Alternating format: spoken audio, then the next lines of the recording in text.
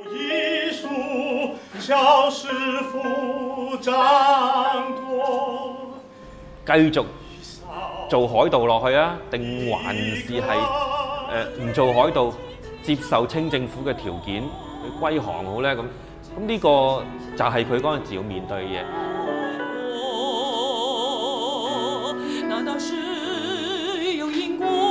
但係呢個圖畫裏邊咧，有一樣嘢完咁多個資料都冇技術，就係張保仔當時諗緊嘅嘢係冇技術嘅。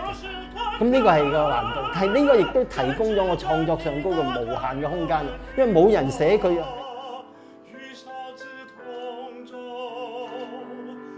張保仔19世紀初有名嘅海盜，活躍喺華南沿海一帶。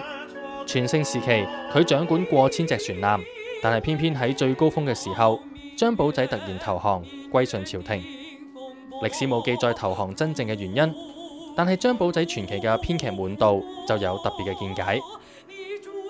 佢嘅投降，我將佢演繹成為回歸祖國，佢翻去自己國家嘅懷抱裏邊。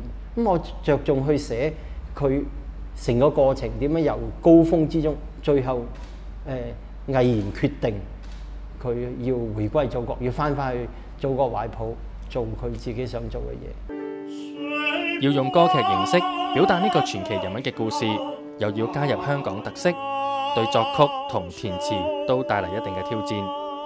今次張保仔咧都係一個香港嘅人物，不過好老實啦，自己就冇可能咧親身感受過或者體驗過張保仔嘅時代嘅氣氛，咁所以唯有咧就係靠歷史文獻啦。因為香港嘅特色咧，其實就係東西或者我哋話叫中西文化交流。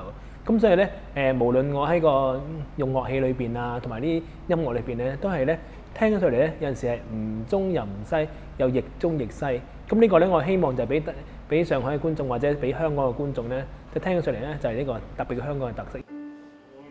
劇中主角張保仔由男高音柯大衛擔演，聯合香港演藝學院聲樂、舞蹈、中西樂同科藝各系嘅畢業校友組成頂尖演出陣容。今次嘅劇目由香港非凡美樂及香港演藝學院校友會聯手創作。創作及藝術指導盧景文希望可以將香港元素融入表演當中，將我哋認為係一個香港嘅題材，因此咧就將香港嘅好多好有令人發生興趣嘅嘢咧，都要喺嗰度能夠嘅話就包含在內而演出。除咗歌劇，表演仲會配合舞蹈嘅演出。負責編舞嘅 Jackie Yu 特別配合劇情，編咗一系列唔同嘅舞蹈。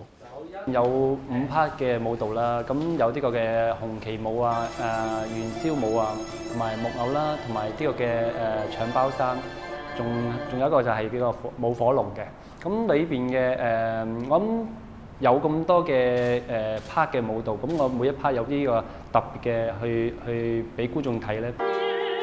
表演會喺8月20至到21日晚上7點半喺上海大劇院中劇場演出。